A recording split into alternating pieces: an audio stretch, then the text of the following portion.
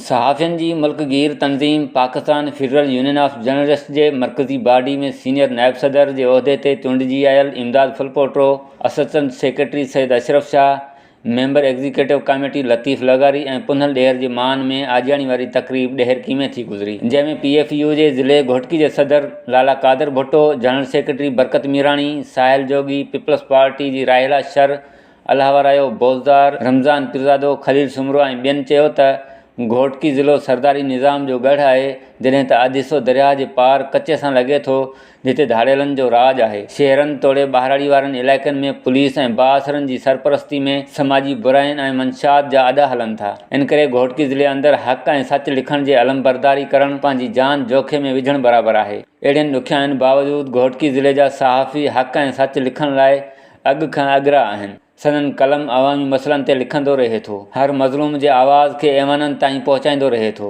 उन बावजूदु हितां जे सहाफ़ियुनि जी मालिकी कंहिं न कई।